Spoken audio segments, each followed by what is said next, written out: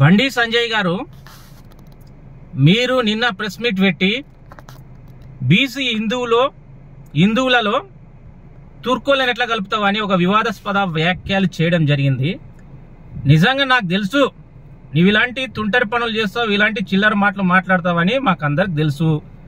నిజంగా ఈ దేశంలో ఉన్నటువంటి ప్రజలు కానీ ప్రజాస్వామ్యవాదులు కానీ ఆలోచన చేయలే.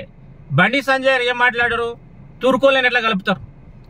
అరే దళిద్రుడా, భారత రాజ్యాంగాన్ని నువ్వు చదువుకున్నావు? అసలుకి భారత రాజ్యాంగంలో కనీసం నీకు ఆర్టికల్స్ తెలుసా? ఏ కులాలు ఏ వర్గాల్లో ఎక్కడ పెడతారని తెలుసా? ఇవన్నీ మినిమం చిన్న జ్ఞానం లేని దళిద్రుడు నీకు కేంద్ర మంత్రి ఎవరు ఇచ్చిండ్రు? అది భారత రాజ్యాంగం ప్రకారము ఏ వర్గాలు ఎక్కడ ఉండాలి, ఏ వర్గాలను ఎక్కడ పెట్టాలి, ఏదైతే ఎస్సీలను ఎక్కడ ఉండాలి, ఎస్టీలు ఎక్కడ ఉండాలి, బీసీలు ఎక్కడ ఉండాలి అని అది భారత రాజ్యాంగం ప్రకారము నిర్ణయం తీసుకున్న సందర్భం. పార్లమెంట్ సాక్షిగా వీళ్ళు పెట్టాలనా హాలు పెట్టాలనా ఎవడు పెడతారు నీకు తెలియదు రా బాబు. కనీసం మీ ఇంకిత జ్ఞానం ఒక కేంద్ర మంత్రిగా ఉన్నావు, కనీసం పాలబుగ్గల పిలాన్లాగా మాట్లాడతావు. ఇంకిత జ్ఞానం ఉందా? తుర్కోలను ఎందుకు పెడతారు బీసీలు అంటే? భారత రాజ్యాంగం ప్రకారం ఉన్నారు. వాడు వీడు పెట్టకం కాదు, నువ్వు పెట్టలే, ఇంకెక్కడ వేరే పెట్టలే. భారత రాజ్యాంగం ప్రకారము ఈ దేశంలో ముస్లింలు ఉన్నారు కాబట్టి వాళ్ళని ఏ వర్గాల్లో పెట్టాలి, ఓబీసీలో పెట్టాలనా, ఎస్సీలో పెట్టాలా, ఎస్టీలో పెట్టాలా అనేది భారత రాజ్యాంగం పార్లమెంటు తీసుకున్న నిర్ణయాలు. అవి నీలాంటి దళితులు తెలుసో తెలియదో, కేంద్ర మంత్రివి, ఏదైనా పార్లమెంట్ సభ్యుడవు, మినిమం జ్ఞానం లేకుండా మాట్లాడితే ఇంకేనాళ్ళు అంటే ఈరోజు కులాలను మతాలను అర్థం పెట్టుకొని ముస్లింలు ఫస్ట్కి వెళ్ళి వాళ్ళు ఏదైతే ఓబీసీకి వెళ్ళే ఉన్నారు, వాళ్ళని కొత్తగా సృష్టింది ఏం లేదు.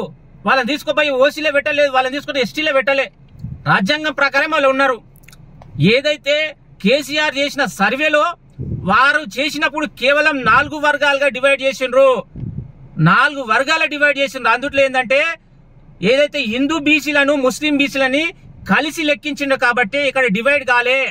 కానీ మన యొక్క రేవంత్ రెడ్డి గారి ప్రభుత్వం 4 విభాగాలుగా, 4 నుండి 5 విభాగాలుగా ఏదైతే 5 పార్ట్స్ గా చేసి అందులో ప్రత్యేకంగా ఒక కాలం తీసుకొచ్చి ముస్లింలకు సంబంధించిన ప్రత్యేక కాలం తీసుకొచ్చింది కాబట్టి నీకు ఆ విధంగా కనబడుతుంది. ఏదైతే మన మెల్లకన్నోనికి మొత్తం దేశమంతా డిఫరెంట్ గా అన్నట్లా నీకు అట్లా కనబడుతుంది. ఇప్పటికైనా ఆలోచన చెయ్యి. కులాల మధ్య, రాజ్యాల మధ్య, దేశాల మధ్య ఇట్లా విభజన రేఖలు రాస్తూ ఇంకెన్నాళ్ళు కడుపుకుంటారు?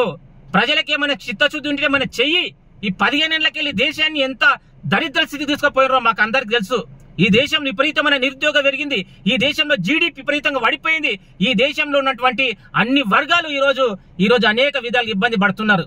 మీరు మాత్రం కులం మతం పేరుతో మీరు మాత్రం మీ పిల్లలు మీ కుటుంబాలు మాత్రం హ్యాపీగా ఎంజాయ్ చేస్తున్నారు, విదేశాల్లో చదివిస్తున్నారు.